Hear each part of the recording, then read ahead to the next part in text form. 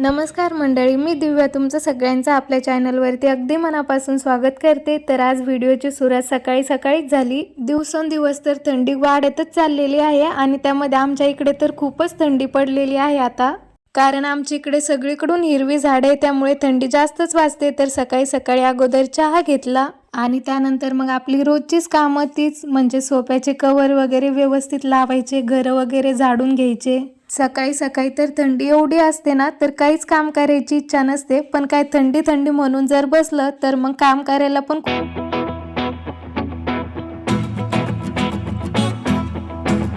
आणि इकडे बघा मॅडम मस्त 8-9 वाजेपर्यंत झोपलेल्या होत्या, कारण रात्री 10-11 वाजेपर्यंत झोपतच नाही ती आणि मग सकाळी उशिरा उठते।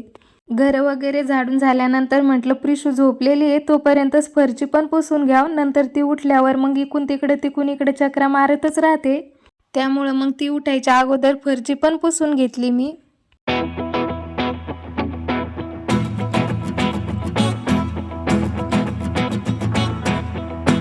फरची पुसून झाल्यानंतर मग छानपैकी उंबरठ्यावरती हळदीचं लेपन केलं, उंबरठ्याची पूजा केली, रांगोळी सुद्धा काढून घेतली।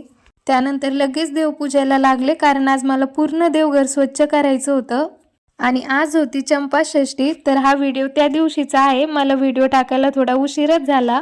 तर आज भरपूर काम होतं, देवाला नैवेद्य तळी उचलायची, आसरांची पूजा करायची, तर आज अशी बरीच कामं होती सकाळी सकाळी, त्यामुळे मी पटापट देवघर आवरलं। आणि आज मला देवांना पंचामृताने स्नान घालायचं होतं। असं काही असला स्पेशल दिवस की मी पंचामृताने सर्व देवांना स्नान घालते। देवांना पंचामृताने स्नान घातलेलं चांगलं असतं आणि यामुळे आपले देव पण स्वच्छ असतात। तर देवांना स्नान घातलेलं पाणी मी एका झाडाला टाकलं। असा काही स्पेशल दिवस असला, काही सण असला की मी देवांना असे वस्त्र घालते आणि छानपैकी पूजा करते। तर बघा अशी होती माझी आजची देवपूजा। अशी देवपूजा झाली की आपलं मन पण खूप प्रसन्न होतं आणि घरात पण खूप छान वातावरण तयार होतं। त्यानंतर लगेच बाहेर तुळशीची आणि महादेवांची सुद्धा पूजा केली।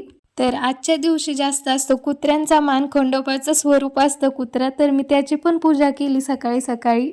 आणि लगेच आम्हाला तळी पण उचलायची होती, तर मग त्याचीच तयारी केली मी। इकडे लगेच इथे ताट वगैरे भरून ठेवलं आणि हे भरीत रोडग्याचे नैवेद्य पण ठेवले। तर तळी उचलायला थोडा वेळ होता, तर तोपर्यंत लगेच मी इकडे आसऱ्यांची पूजा करायला लागले। तर अगोदर भिंत स्वच्छ ओल्या कपड्याने पुसून घेतली आणि त्यानंतर लगेच आसरा ओढल्या। मला 2 ठिकाणच्या आसरा आहेत, त्यामुळे मग मी 14 आसरा ओढते। तर ह्या दिवशी सुद्धा आसरांना भरीत रोडग्याचा नैवेद्य दाखवतात। तर मी आसरांना अगोदर हळदी कुंकू वाहिलं, अगरबत्ती लावली, फुलं वाहिलीत आणि दोघींना पण भरीत रोडग्याचा नैवेद्य ठेवला।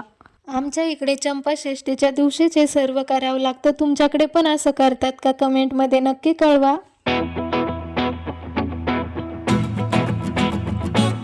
विशूला पण आंघोळ वगैरे करून तिला पण दर्शन घ्यायला लावलं आणि त्यानंतर मग तळी उचलण्यासाठी 5 जण लागतात, तरी ते 5 जण आलेले होते। तर छान प्रकारे इथे तळी पण उचलून घेतली लगे।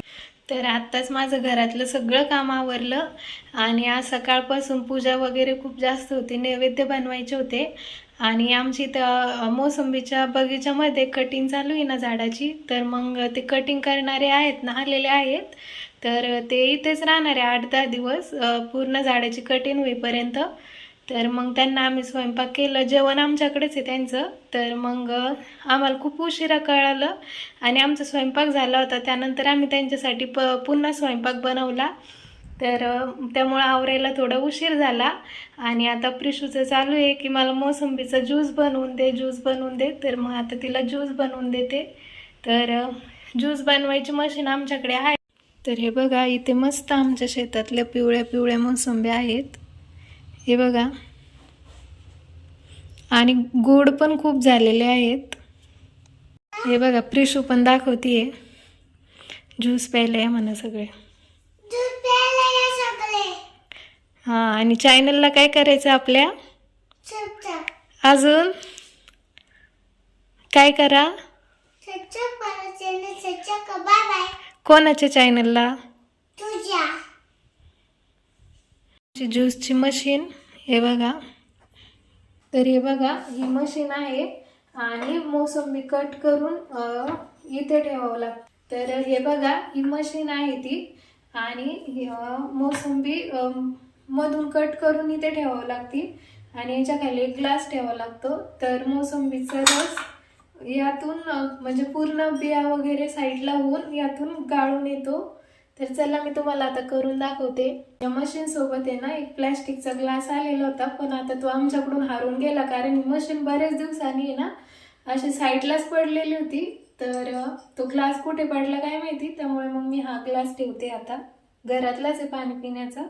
अगोदर आता मोसंबी कट करून घेऊ. तर बघा अशा प्रकारे मी पूर्ण मोसंब्या अर्ध्याला कट करून घेतल्या अगोदर. आमच्या शेतातल्याच मोसंब्या आहेत या, तर आता खूप गोड झालेल्या आहे.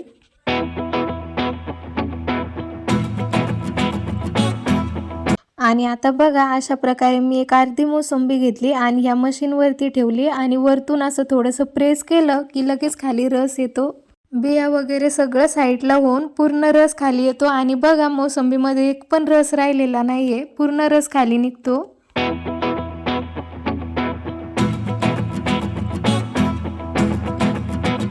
तर बघा अशा प्रकारे मी पूर्ण मोसंबीचा ज्यूस बनवून घेतला आणि 2 ते 3 मोसंबीमध्येच एक ग्लास भरत होता, कारण मोसंबीमध्ये खूप जास्त रस होता आणि गोड पण खूप जास्त झालेल्या होत्या मोसंब्या आता.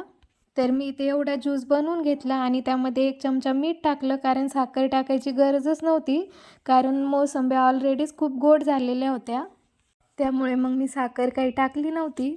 एका ग्लासामध्ये थोडासा बर्फ टाकला आणि मग तसंच ज्यूस प्यायला. खूप छान लागत होता. आपल्या शरीरासाठी पण मोसंबीचा ज्यूस खूप हेल्दी आहे, कारण मोसंबीच्या ज्यूसमुळे भूक पण वाढते.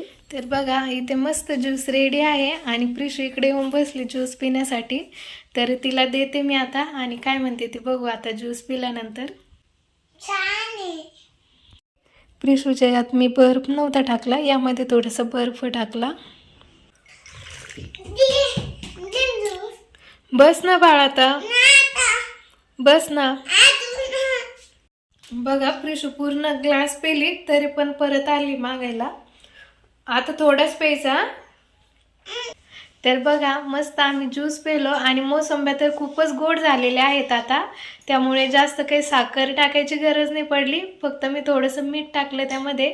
तर असा होता आजचा व्हिडिओ. तर व्हिडिओ जर आवडला असेल तर व्हिडिओला लाईक करा, शेअर करा आणि चॅनलला सबस्क्राईब करा.